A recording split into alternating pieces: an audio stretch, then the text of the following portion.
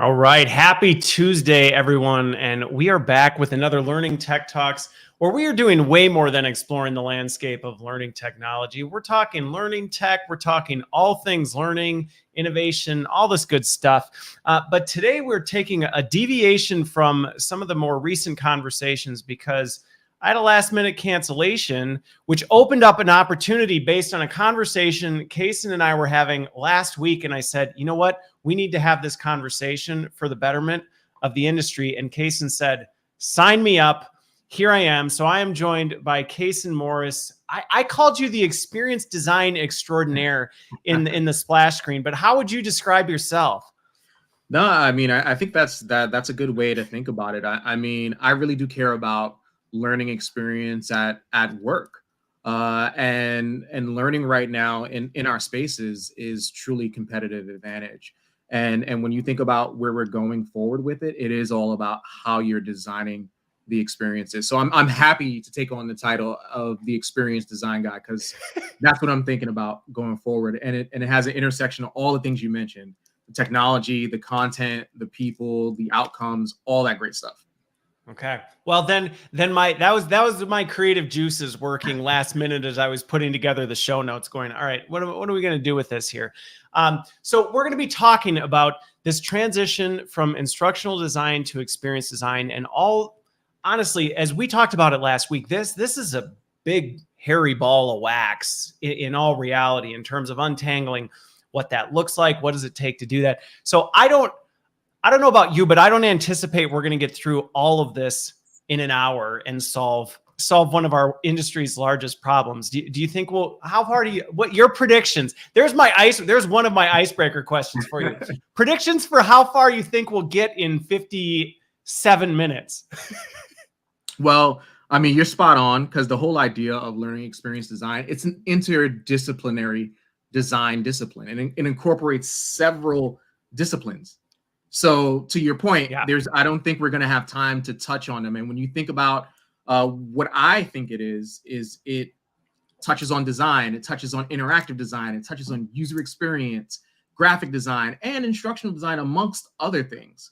So I say we maybe unpack maybe one or two of those components. Okay. All right. One or two. Let's say like what, 33%? Yeah, give or take. I could, top of mind, I could think of about 9 different domains and disciplines that I think experience design touches. So I say let's aim for like 3. Okay. Let's see where we go. Let's see where we get. Okay, so to warm things up though, for folks just joining, you and I have known each other for a while now, but let's do a little bit more of an icebreaker on that. And for folks who are watching, listening, feel free to comment and join in on the conversation. But Kason, where are you today in the world? Right now, you mean like geolocation, professional location? I'll cover. Oh, wow. Okay. You're going deep with this one. I'm going to say your choice. Not house chooses. I'll let you choose how you want to answer that one. Right. Well, I would say geolocation. I am on the East Coast, just outside of Philadelphia. From a bigger where I am in the world today is I am trying to solve these wicked problems in the workplace learning space around how we can design better experiences to upskill, right skill, and reskill talent, so that learning is truly a competitive advantage for organizations. And I'm blessed to be able to do this now for one of the biggest CRM companies, if not the biggest on the planet. And they're doubling down on this idea, and I love it. And I'm happy to put my thought leadership into how that plays out forward for them. All right. And you've got a way cooler setup than I do, by the way. I have to say, when we talked last week, I'm like, man, I admire that because everybody's seen this. It's the same. Although I have had people notice that Fred over here, he's got a roommate now. So I have enhanced my background. We finally took down the Christmas tree. And so I had to rearrange. I had to rearrange a few things in the house. And now I have an extra plant in my office. So other than that, nothing has changed. Little bit of background for folks who may not know a ton about you. what's been your journey in L&D? So people know, yes, we're talking about experience design, but I think one of the things that is important about thinking about this is when you talk about this, understanding your background and our backgrounds in this does help to say, okay, well, how do you know what you're even talking about? No, 100%. I've spent the last 15 years in the talent and organization performance space for a number of different companies. I've essentially designed and redesigned my career pathways about 6 times at this point, and that's taken me through the gamut of what talent and org performance means. So working for large consulting firms like Accenture, and also financial areas like Bank of America, I've run the gamut from thinking about how do you design learning products, how do you deliver those learning products, how do you train other trainers, how do you actually deliver learning solutions at scale, like a seminar-based type of program. So the different stops along my career pathway have given me a very, very broad experience around learning in different capacities, from being the facilitator, the instructional designer, the LMS administrator, to now where I'm currently the strategist and orchestrator of sorts, thinking about how do you manage the strategy going forward and the governance around that strategy. So it's really truly a full circle process for me, and I love sharing knowledge, insights, and experimenting with new ways to help all different types of L&D professionals in the spectrum of those experiences, all the way from design to delivery to governance to technology. Okay. Well, and I think one of the reasons we connected so well, one of the many, aside, the other one we were talking about was our big families and choice in vehicles, but it's also the fact, similarly, you have a background that spans the spectrum of L&D, and I think that there is a lot of value. A lot of times when I'm talking to folks who are in L&D, who are looking to kind of grow their career, one of the things I encourage people to do all the time is spend time across the spectrum of it, because it does help you understand the complexity of our field. And I think that is one of the challenges that a lot of times our industry struggles with in making some of these big transitions, is that if you've gone too far down the T and haven't spread out across the top, it does limit your ability to say, okay, let's just, in this example, well, we want to move from ID to experience design. Okay, but if you only understand one vertical in L&D, it's hard to understand all the intricacies of the broader experience and how do you pull all those things together to actually do that. So I think, I have tremendous respect for the fact that you do have that diversity and background of the space and do that, which we're going to talk about why that matters, because if you don't have it, it's not that you can't make this jump. And I think that's one of the things that in some conversations I've had, people can feel discouraged and go, well, I don't have that. So does that mean I need to wait until I go across the whole T to do it? And the answer is no. You're just going to approach it differently than if you did, and hopefully over time build that expansion. Yep. I know. I agree. And a point you make around the T, that's something that I think I hope people take away, is thinking about that T design in relation to their own skill building to start to expand their horizons into where they want to go in the learning space. So I just wanted to call that out. No, which I think is a good part of this whole, what's the journey that you're on, because this does tie to a bunch of other things. And actually, I think where I'll start, I've got one question for you, because I'd love to hear your answer to this, but this conversation is exceptionally timely due to, I don't know if you caught LinkedIn's latest learning workplace report, but one of the chunks in there, some research from Red Thread came out on the skills people, in L&D see they need to move into the future, which I think there's a lot of mixed opinions on this. And one of the things that I thought was fascinating about looking at the diversity of that map is there's a lot of things in there, and understanding how to navigate that can be really overwhelming, which leads to my question for you. When you think about experience design, you said there's like 9 things that come to mind.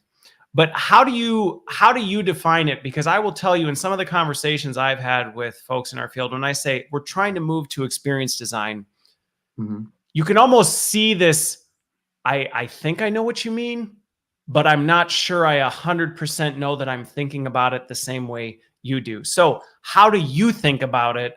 Just to be crystal clear, so to make sure we're aligned how we're talking about it. Yeah, no. More than fair. I think if you really even just break down the word, if you deconstruct it a little bit, it can help you frame it in the right way. When you think of learning, I think of the science side of things, understanding more of the traditional disciplines, educational expertise, training, instructional design. Then I think of experience in the center of that. So it's literally like, thinking about the human element of what's the environment like what are the outcomes about, like what are you trying to achieve in relation to the actual experience. And then I think of the tail end of design, and that kind of taps into more of the traditional or more creative types of design thinking. If you want to put that in a learning context, that's like you can think of game design or graphic design.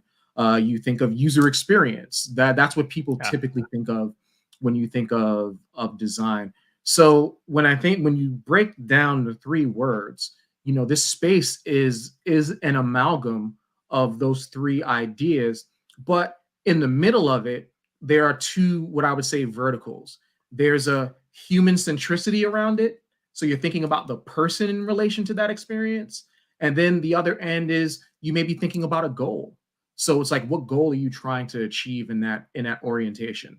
And that's the intersection that I think many people struggle with, because when coming from the instructional design space and thinking about the scientific methods and the different methodologies that are in place, often it's very process oriented, very goal oriented.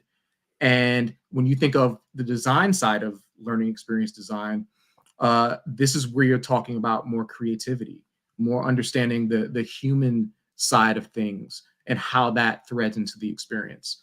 So that's how I would define it. And I think to the point that you made, there's a bunch of pathways within that continuum, but I don't think I separated the terms to help articulate, considerations for each. But when you bring them together, it does create a net new discipline that I think we're all trying to figure out and define in a comprehensive way. And I think this is bleeding edge, if you're asking me personally.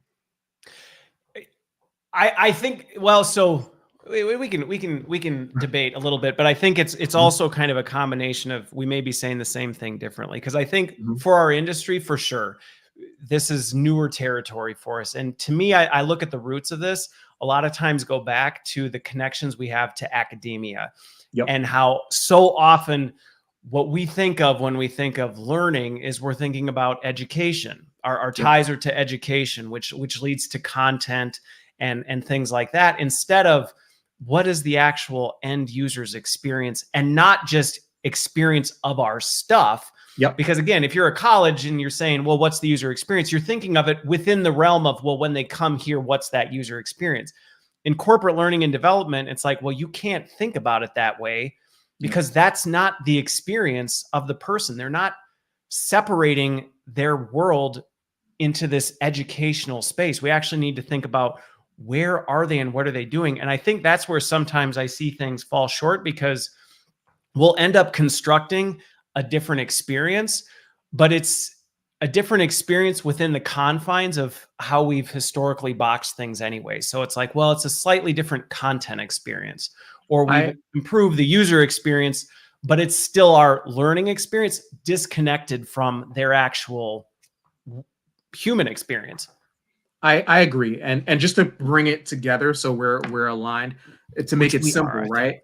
I think it's like, if you're going to use an analogy, it's like comparing the scientist to the artist.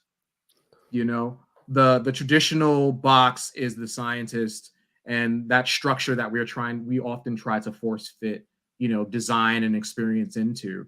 But what you're speaking to is the idea of when I think of human experience design, it's like the artist. It's like creative, understanding the context around the actual person and how that influences the approach that to the learning outcomes. So Well, and Kim brought up a really good point, which is, I think, speaking to our need to pivot and actually in many ways set the tone for even education. Because if you look at the education space, I still have a lot of friends from my K-12 days in K-12 and K-20 education, and the whole education industry is recognizing that, hey, maybe we need to think differently about this because we haven't necessarily been experienced designers. We've been education designers. And now we're recognizing that the lines between education, learning, and life are in many ways arbitrary. Yep. It's life is learning, learning is life. Life is, or work is learning,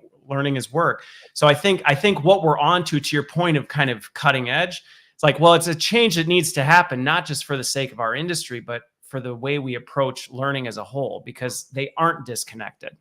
Agreed. I mean, the only constant in the world that we're in today truly is change, and the traditional systems they're a bit more structured, and they don't allow for the dexterity that's, I think, needed today to really move forward. And it's a total reframe of all industries around this idea of how we educate and how we learn in every context of life. So on this topic, because when we were talking about this last week, I think one of the challenges we both were just digging into were some of the challenges that are creating sticking points for this, whether it's with people who are, personally doing ID work, looking to say, hey, I want to focus more on XD, or leaders going, I'd like to move my organization more from a ID company, an education shop, to an experience shop. And while it'd be great if we could flip a light switch and change, job titles and go, hey, we just made everybody experience designers instead of instructional designers. It doesn't work that way. So I'm curious, from your experience, what have been, and we'll kind of unpack what we talked about last week, but let's revisit some of the things that you see as barriers to people getting into this, and maybe people who go, yeah, we want to do this, and then they go, this is harder than I thought. What are those things that you're finding people run into? I think what you've talked about overall is that it's a big change management effort. It is. When you think about the mindset of the organization and the mindset of the individual, because at the organization level, it says, yes, we want this, but there may not be the infrastructure to execute against it.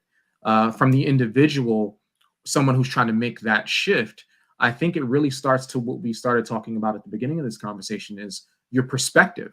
You need to think about, what learning is now at work, and that whole comparing the scientist to the artist really fits there. And then from that point, once you make that mental shift, you start thinking about, your skills, your methods, and then the tools that you essentially use to actually deliver that experience. And this also just coming full circle, applies back to the organizational context, is once you're able to make that mental shift in the org context, now you have to think about, well, do we have the skills on deck to actually do this work?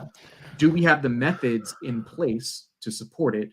Do we have the tools available to execute it? That's how I kind of look at it. I look at it, it's the same wicked problems, macro level, org brain, micro level, individual person. Well, and I think this is where the change on this, it requires effort on all levels. And I think that's one of the other things. This is not something that, if you're an instructional designer going, I want to do this, and you're in an organization that is not rowing this direction, it's going to be really, really difficult to do, because you need the support of your leadership team to say, yeah, because I can tell you from experience, there's a lot of air cover that I have to lay down to make sure that I create space and opportunity for IDs to be able to do this. Because the first time you go to a stakeholder who came and said, I want this, which is instructional, I want some training, and you go, we're going to think more holistically about the end user experience. And we want to think about where they are, what are they not doing that we want them to do, and why aren't they doing it? And what are the little levers and buttons that we need to nudge to get them to do that. I can just tell you, sometimes there may be the initial, okay, I'm intrigued, but a lot of times there's that's not what I asked for. Yeah, yeah. And that's not easy. And if you're just trying to plow that road ahead by yourself, that is a tough road to go. I definitely agree. I think about it as a relation to agency, for designers to have that permission to be more consultative and really take the request from the client and truly start to utilize those skills to think about the experiences and the outcomes. And to your point, it sounds great, but the executing part of it can be very, very challenging when you have pressures from client, pressure in a system that maybe doesn't support that idea. Yeah. So by default you wind up deferring to order taking, versus truly executing and innovating on the experience and the outcome that you look to drive from a learning point of view. Yeah. Well, and Kim brought this up, and I think I'm curious how you've kind of progressed with this, but we talk a lot about we need to move away from being order takers, and I get it, and I agree with it. But I think sometimes where the rubber meets the road is, are you actually building the skills and laying the foundation and process to do that? Because if you're not, you're going to end up an order taker, and saying I don't want to be an order taker doesn't make you not an order taker. And I think for me personally, one of the first steps in any org that I've been in when we've gone on this journey, the first thing is, in order to create this space to do experience design, we have to think like a consultant, and we have to get them to stop coming to us with solutions. And when they do, walk them backwards to, what are we trying to solve? Like, let's just talk about that. Because if you don't create that space, you're going to end up in making a slightly different iteration of the order that was delivered. You might get them to take the cheese off their cheeseburger or do pepper jack instead of cheddar, but you're still making a cheeseburger. If at the end of the day, you haven't created process to say, go back and go, what are you actually hungry for? Like, let's talk about what you're hungry for so we can figure out what do you need to eat.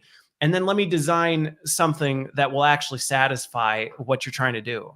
I very much agree with you. It's the idea of, I align it to the idea of trying to solve for this symptom versus really getting to the problem. Yeah.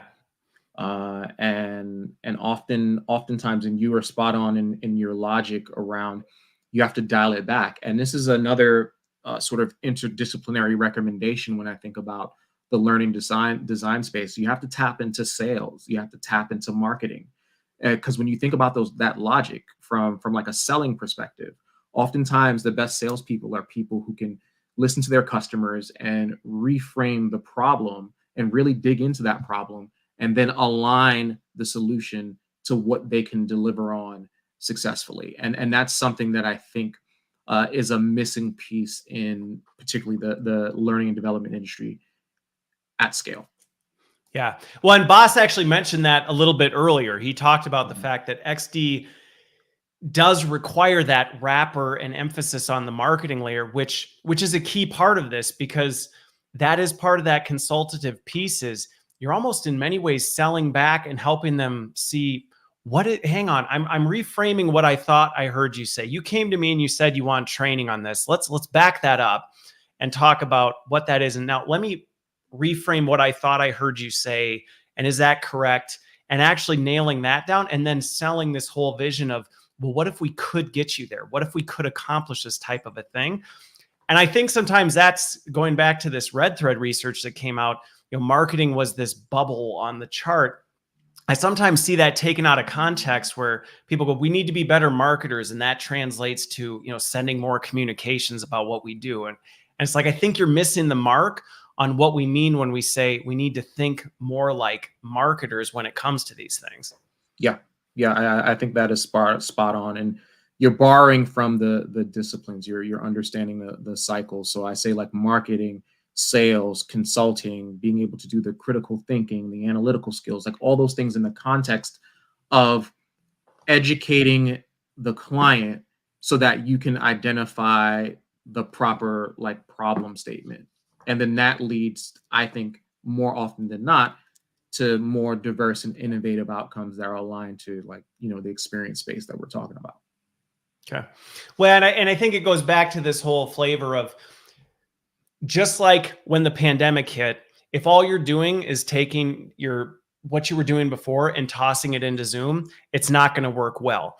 If you go back to L&D and say, hey, we need to build out some of our marketing capability because we need to move more towards an experience design mindset, and you go, let's copy and paste what marketing does into learning, to your point, it's not going to translate, because it's like, well, you actually need to critically think through the application of that and say, where do we apply this? How do we apply it? Because it's not just about setting up a marketing function within learning to broadcast your message and create a brand around what you're doing from an L&D standpoint. That's not the point. Yeah. I think people tend to look at all these different things in a surface level construct. And this is one of my big challenges to when I think of like the learning space and learning designers. I'm like, for lack of better wording, I think some of the elements of creativity and curiosity, sometimes through the cycles of delivering for clients, it gets beat out of you. So then it's like, yeah, we talked about that. when you come back to the ask around what we're discussing, it's genuinely taking a bit of a retrospective and a reflection on yourself and saying, okay, if I were thinking about my own brand or learning and development as a capability, and what skills that it needs, like you have to apply this process to yourself. That's basically what I'm getting at at the end of the day. And then reflect that outward to educate your customer base. And then that education, that buy-in from the customer eventually will lead to some kind of change management processes. And over time, it's very iterative. Like you said, it'll never quite be the light switch, but I think it starts from within, and then you educate the customer from there. Well, and this goes back to where we were talking about the fact that this is an all hands on deck exercise. It really is, because one team member can't do it alone. Because to your point, it gets beat out of you.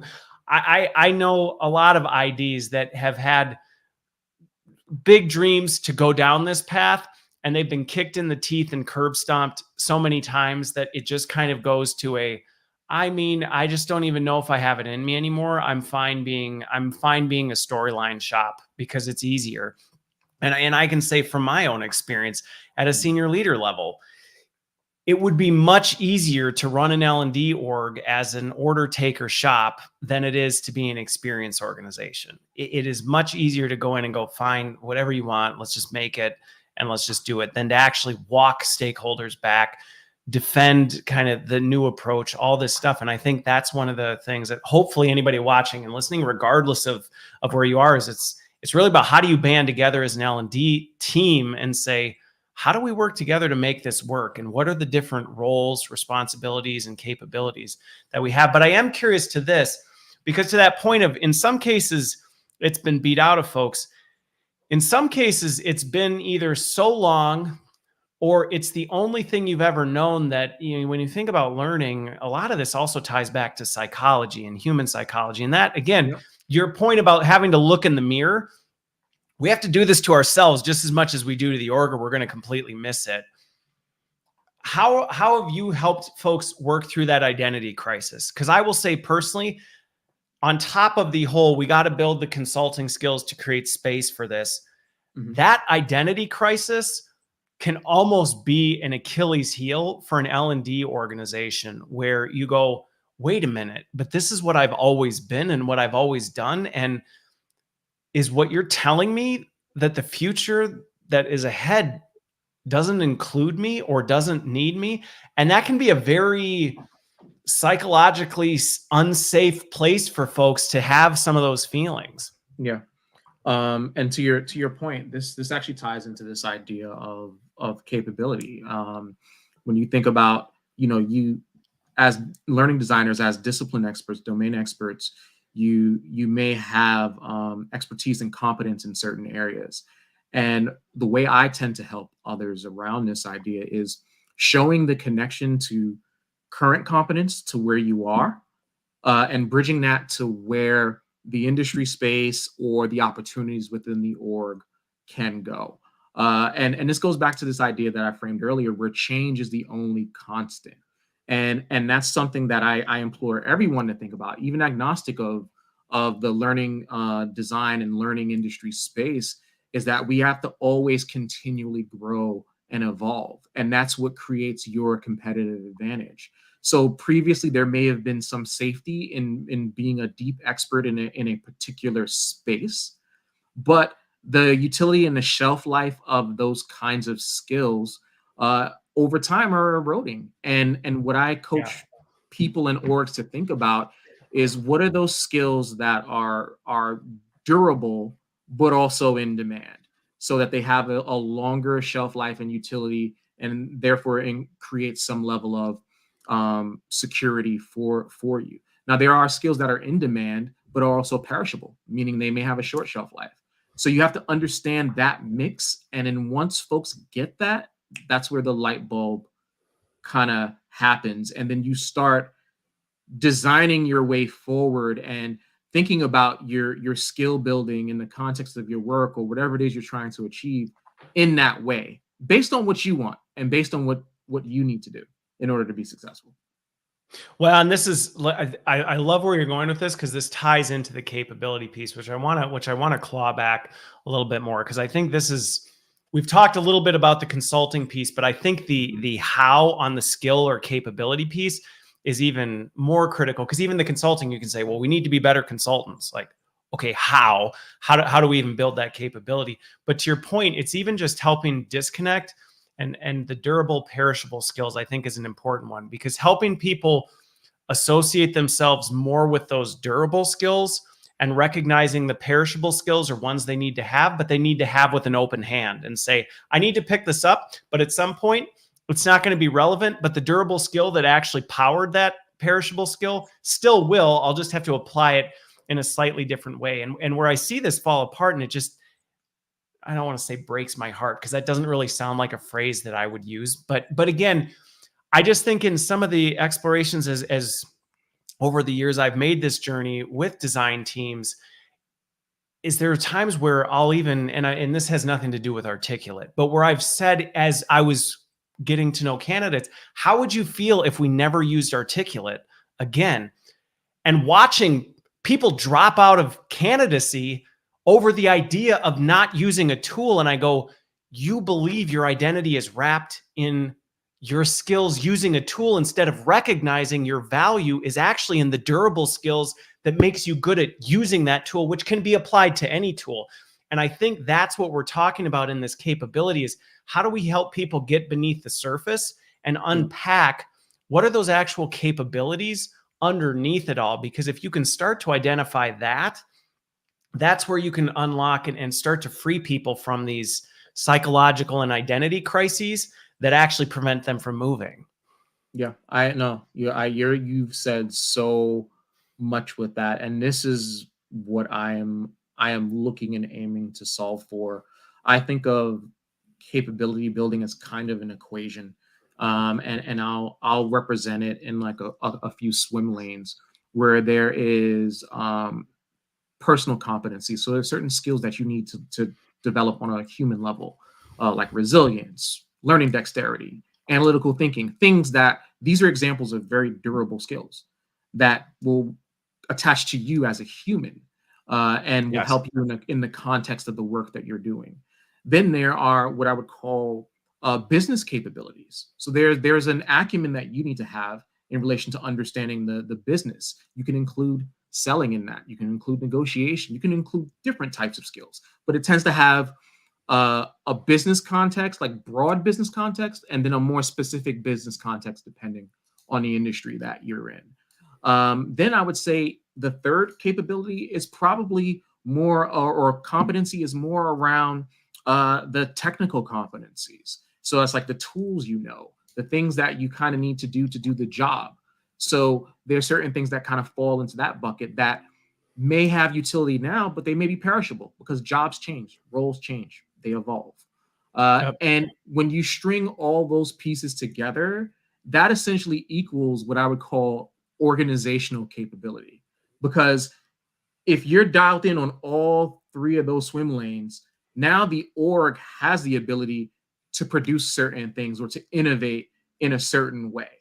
Yeah. And what I find in that equation is that there are different levels of talent, in different places. So what I'm trying to think about when I think about the capability more broadly is how do I create proficiency at scale in those three buckets of personal, of business, of let's call it job and tools, so that Yeah. the org is always ready for what could potentially be next. Well, and I think on those, even Lauren shared a little bit of her story where what you're hitting on is exactly related to these kinds of things, like managing and embracing ambiguity as a skill capability, Mm-hmm. as a growth area. That's not going anywhere. And being more skilled in knowing, okay, how do I navigate environments and situations where the earth is shifting underneath me and I still need to get to destination B, but I might have to change the pathway that I get there really quickly without necessarily changing the destination. That's a skill that regardless of Yep. what happens and the half-life of skills and yada, yada, yada, that's not going anywhere. And I think building some of that can be really powerful. But even to your point of the technical, which can be perceived as a perishable skill, I think even within the technical, I found there's some durable skills underneath this. And a good Yeah. example of this was, I remember when Flash was going away and just the panic. I mean, this was early Flash days when Yeah. Flash was like the thing. And I had folks that I knew who were just panicking about it. But when we started digging underneath the capability of, well, okay, but now you understand layers and timelines and triggers and some of these different elements, that's not going to go anywhere. So recognizing that you understand these, might you have to translate that technical skill in a different way? Yes, you Yeah. might have to learn a new UX. You might have to Yep. learn how does that lay out, but that's not going to go anywhere. And by building that skill and being able to quickly adapt to a new technology, and I think that skill of being able to identify what are the consistents, what are the constants, and how do I find those constants in something new so I can quickly pivot. Those are some of those things where you go, okay, well, if you can build that out, you actually can be really successful through some of these very uncertain times. That's a great call out and a great example. I would agree with you.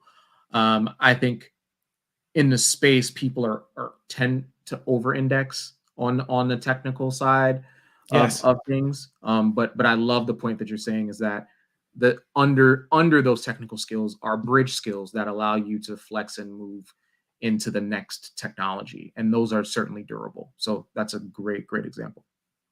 So let me ask you this, and I'm curious in this because one of the other observations and reactions I had to the workplace learning report was the fact that you look at this, and I'm trying to remember what it was. I think it was 39 skills across 7 categories, which anybody in our field knows. If you go to someone and say, I need you to change 39 things in 7 completely distinct areas in your life, it's probably not going to go too well for you. I'm just telling you, spoiler alert, if you decide you set your New Year's resolution to change 39 skills in 7 different areas of your life, I have a feeling I'll follow up with you a couple weeks later and you probably aren't on trajectory to hit that target. But I think the point with that is, what's been your experience with actually diversifying and saying, you know what, there are different skill categories within the group and that's okay? Because I think going back to this T shape, sometimes our tendency as an industry, especially in this ID to XD, one of the challenges I've seen is people struggle to make it because they try and make everybody everything to everyone. Yep.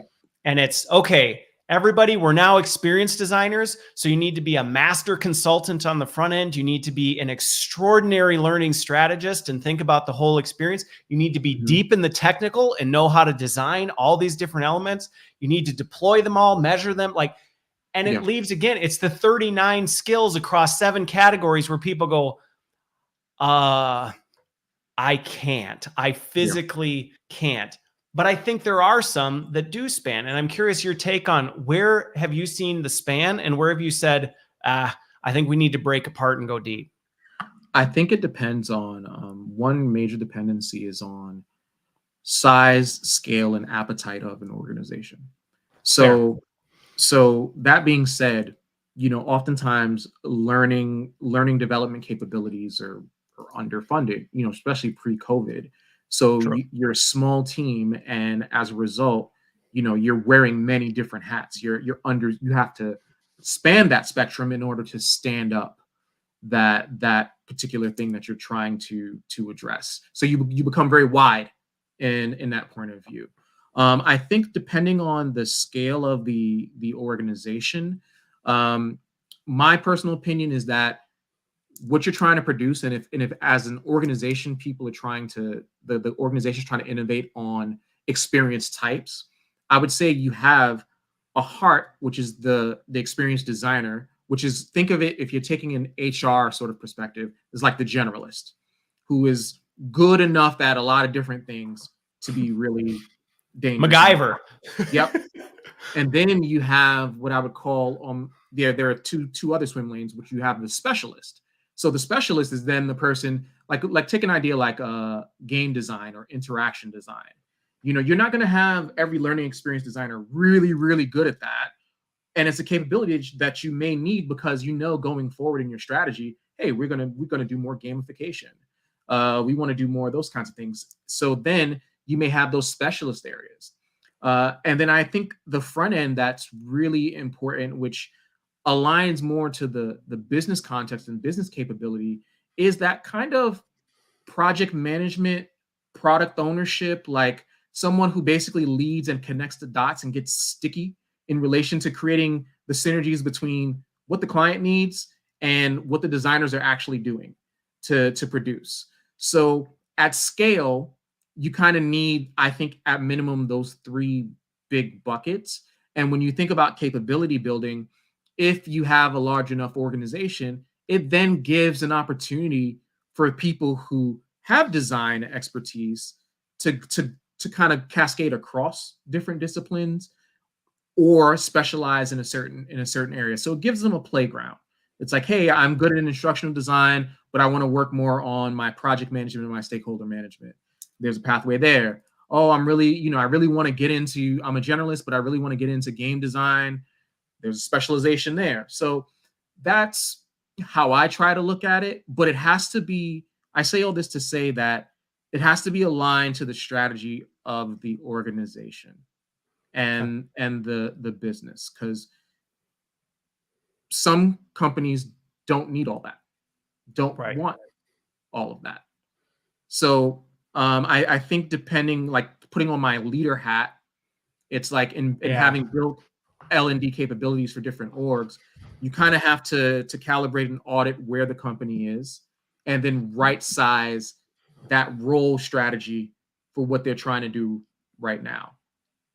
And then go. I love the point you brought. I love the point that you made on this, because I think sometimes there's this tendency, and we have it in a lot of different areas, where we go, what should be the right org design? And there's not a universal answer to what that is. I mean, for me, in orgs where I've had an ideal setup, I have 7 different capabilities built out where I go, okay, and it's more around product management. I'm thinking about it more as product design because I came from the software world. So I think about product and how do we do, go through that process and manage it. And I found that to work really well. But to your point, some orgs either don't have the appetite for all of that. They may not be there from a maturity standpoint. I've worked with orgs before and advised orgs where they've said, we really need an analytics team. And I'm like, what would they analyze? I mean, are you at a state of maturity where they would have anything to analyze at this point yet?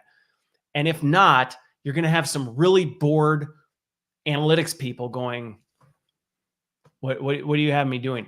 And I think that's a part that, goes back to leaders having kind of a recognition of where are you on this journey and what is the attitude and appetite of your organization? Because you can say, well, I want to build this dream state with L&D, but you also have to meet the organization where they are while building the pathway forward.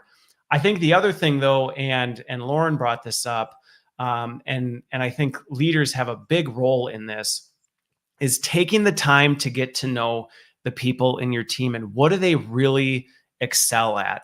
And this is work. This is work that has to happen, where we can kind of go, well, they're learning people. No, because even within learning, there are people that really are passionate about certain elements of this. And I've worked with some small orgs that go, well, we only have a handful of people. We can't build out a specialty org. Maybe not, but I guarantee you can get to know those individuals and figure out what are their strengths, what are the things that they do really well, so you can start to distribute the work knowing that T scale and going, well, we're going to create a little bit more of a fluid organization than a nice, swim laned organization, because we don't have the structure, infrastructure to support that.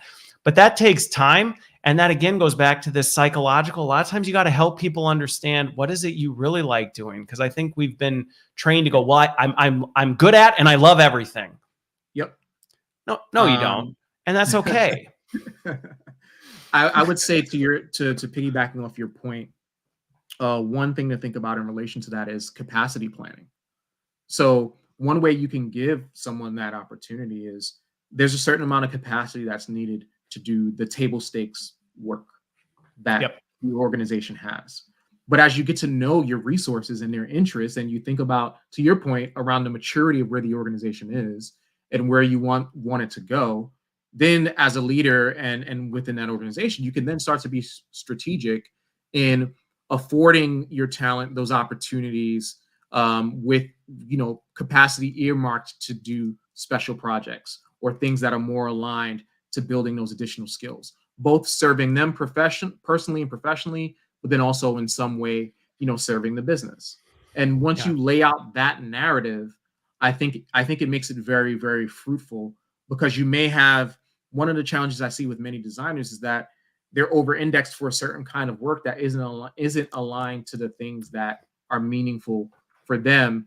And what you want to do is, when you think about the world that we're in today with talent and attrition and all those other challenges, engagement really matters. And research supports the idea that when people feel like they have engagement and they have pathways for growth, that they stay almost 2.5 times longer than they would in a traditional organization. And that's not specific to L&D.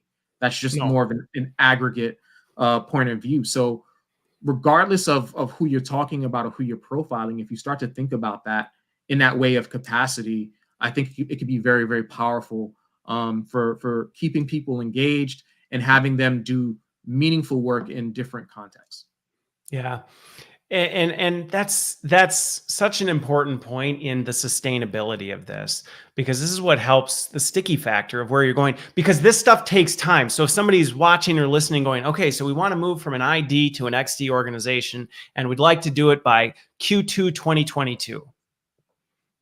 I mean, it's not going to happen. It's realistically not. So playing the long game of how do we actually build the sticky factor so that people are around long enough to make it through this change. And I think the other part, the flip side of that coin, is there are going to be times, and this is a message out to leaders, there are going to be times that in that planning, you're going to say, this is a capability that doesn't exist here. And you may have to be honest and transparent with people that this isn't a capability that we're going to be pursuing in the future. And that's okay if that's really the path you want to take, but that path doesn't exist here. So let's help figure out where that path exists. And maybe you have opportunity to transition in a different path here. Yeah. And maybe that transition is somewhere else, because I think, again, of some of the things where you might say, well, okay, in a ideal world, would it be great if you had, a role that did nothing but this?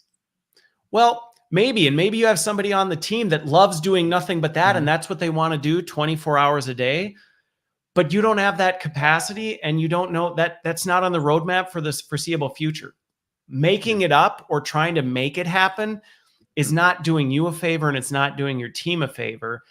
And I think the other thing Kim brought up here that I think is a really good thing is for leaders to think about the next generation of these leaders. And that's where I think this talk and what we're talking about here, this is something that can be helpful. And I think based on our conversation, this is why we get really excited about this, is helping the next generation of senior leaders think about this stuff before they're there so that Yep. they're not trying to figure this out once they're there, and say, how do you plan for this as part of your leadership journey instead of waiting till you're sitting in the chair going, what did I just walk into? No, I agree. You made so many valid points, and what I want to emphasize and kind of revisit to your point around, it's okay if sometimes your talent transitions out, is you have to think about the employee life cycle and where the maturity of the organization is going, because the value here as a leader is even if there isn't a fit for them, if you're supporting them and helping them through and being transparent in that articulation of where the business is going, the goal with every employee from my point of view is that you get them, you skill them, and then they leave as fans, because when they leave as fans and advocates, that's the best recruiting you could ever get for the things that you're trying to do. If you're trying to build a world-class organization, agnostic of industry that you're in, you have to think about that life cycle. So it's not about keeping someone there because you like them or you want them to be there or making something up for them. It's about supporting them through their journey and knowing and understanding where their off-ramp is and having them see that you were a part of that process so that it comes back full circle for you. Well, and what's funny about that is that what we're talking about right there is experience design in our own house. Yep. When you really think about it, because we're thinking about what is the experience of the employees on your own team. If you're artificially trying to make a job that is not a good fit for someone, or that their skills just don't fit the mold, but you're trying to mask it with, artificial things that make it seem bearable, it's still a terrible user experience. It's still a terrible employee experience. And no matter what you do, you're not going to change that. And so recognizing, okay, if we're really going to be experience designers, we need to model this in our own house in terms of, let's think about where our employees are. What is their experience today? What does it look like in our org? And is it in our org? Because to your point, some of the best super fans that I've had that have been part of my teams have gone on to do other things. And that's been fine because we've been on that journey together and we've said, all right, let's figure out what this is. They have set up the best transition plans. They've sent the best referrals to the teams. They've been the biggest advocates. And half the time they've been boomerang employees that have ended up coming back going, once that capability was there, well, what was the first phone I picked up? And not that I've ever picked up a phone in years, but the point is, right, who's the person that I send a volley message to or text to go, hey, I have that capability that I know you're a rock star at. I know you went and did this, but now time is now. And it comes back. And I think sometimes that fear of doing that limits us from actually thinking about the employee experience in our own house. Yep. No, spot on. Just to kind of wrap up the other piece of the comment that you mentioned, when you think about orgs moving forward and how to start to embed these ideas, I do think it anchors around 4 big spaces. It's that perspective. So what we've honed in on is changing the perspective around, how you approach on yourself as a designer. To move from an ID to experience design, you have to change your perspective of what that means. Organizationally, that's relevant too. And then you start to index the skills. So it's like, okay, if I'm moving into this experience space, what skills do I have right now? What skills can I bridge to build on what I need next?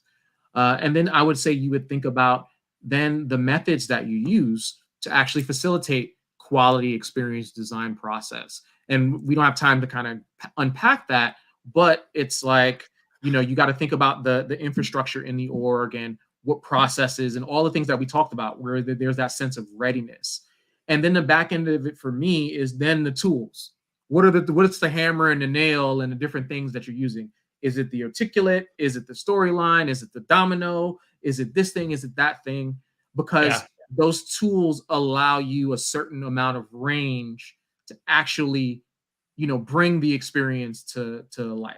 So the tool doesn't define the experience, but the tool can restrict it depending on what it is. Well, and I think So I don't know how we did. We'll let people give us a rating on our percentage, what our predictions were, how far, whether our number and predictions were right. But I love where you wrapped on this, because I think the kind of closing thought on my end on this is that your point of these categories is so important. And one of the call outs that I would make to that sometimes I get questions about, and even when I talk about this, is don't think about them as linear. Because I think that's one of the mistakes sometimes folks make. Now on the flip side, to your point about tools, do we sometimes have a tendency to go, if we get this tool, then we're going to be experienced designers because it's an experienced design tool. And then we force fit our people and our process and all this other stuff into this tool. And then people go, wow, this isn't really experienced design at all. But I think this other piece is that doesn't mean you can't do them in parallel or stagger or approach and really identify where do the biggest gaps exist.